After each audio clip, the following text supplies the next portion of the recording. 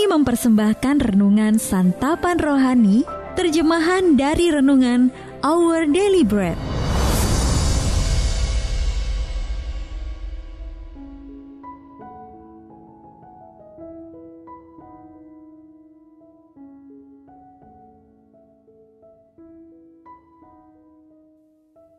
Sahabat ODB, pembacaan Alkitab hari ini terambil dari Lukas pasal yang ke-5, ayat yang ke-12 sampai dengan ayat yang ke-16.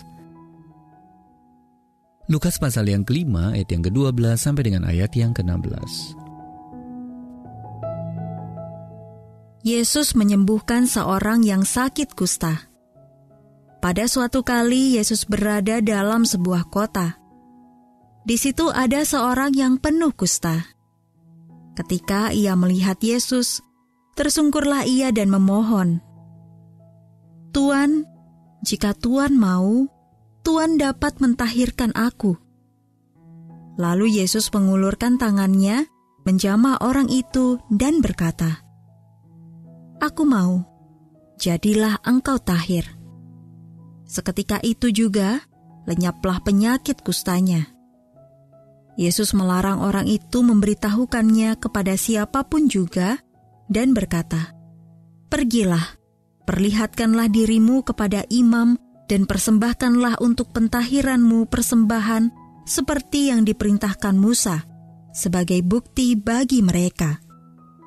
Tetapi kabar tentang Yesus makin jauh tersiar, dan datanglah orang banyak berbondong-bondong kepadanya untuk mendengar dia dan untuk disembuhkan dari penyakit mereka. Akan tetapi, ia mengundurkan diri ke tempat-tempat yang sunyi dan berdoa. Ayat mas renungan hari ini terambil dari Lukas pasal yang ke-5 ayat yang ke-16. Yesus mengundurkan diri ke tempat-tempat yang sunyi dan berdoa. Renungan hari ini berjudul Tempat yang Sunyi, ditulis oleh Bill Crowder. Sahabat ODB, Green Bank, Virginia Barat adalah sebuah kota kecil di pegunungan Appalachia. Kota itu sama dengan kota-kota kecil lainnya di wilayah tersebut dengan satu pengecualian. Tak satu pun dari 142 penduduknya memiliki akses ke Wi-Fi. Hal itu untuk mencegah terjadinya gangguan dari jaringan Wi-Fi atau menara telepon seluler di dekat observatorium Green Bank dengan teleskop yang terus-menerus diarahkan ke langit. Alhasil Green Bank menjadi salah satu wilayah paling sunyi dalam hal teknologi di Amerika Utara. Ada kalanya kesunyian adalah suasana terbaik untuk melangkah maju, terutama dalam hubungan kita dengan Allah. Yesus sendiri meneladankan ini ketika Dia sering mengundurkan diri ke tempat yang sunyi dan terpencil untuk berbicara dengan Bapanya. Di Lukas pasal yang ke-5 ayat yang ke-16 kita membaca, akan tetapi Yesus mengundurkan diri ke tempat-tempat yang sunyi dan berdoa. Dalam versi lain dituliskan, Yesus sering pergi menyelinap ke tempat-tempat sunyi untuk berdoa. Mungkin penekanannya terletak pada kata sering. Yesus rutin melakukannya, dan itulah teladan yang sempurna bagi kita.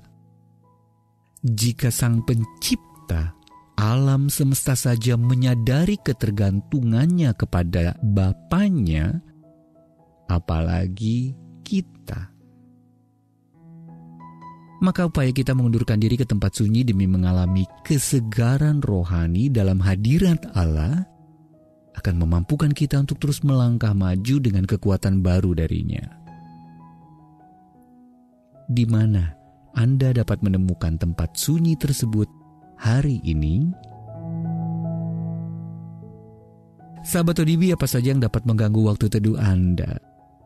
Lalu bagaimana Anda memilih suatu tempat sunyi atau tenang untuk tetap dapat menolong Anda fokus dalam berdoa? Mari kita berdoa.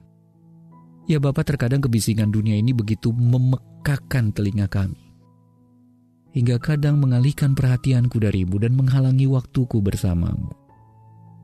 Maka tolonglah aku untuk menemukan tempat yang sunyi untuk terlepas dari semua itu dan dapat menikmati indahnya hadirat-Mu ya Tuhan. Amin. Jika Anda ingin mendapatkan buku renungan ini dalam bahasa Indonesia, Inggris, atau Mandarin, WhatsApp kami di 0878 7878 9978 atau email indonesia@odb.org. Persembahan kasih dari Anda memampukan Our Daily Bread Ministries menjangkau orang-orang agar diubahkan. Tuhan memberkati.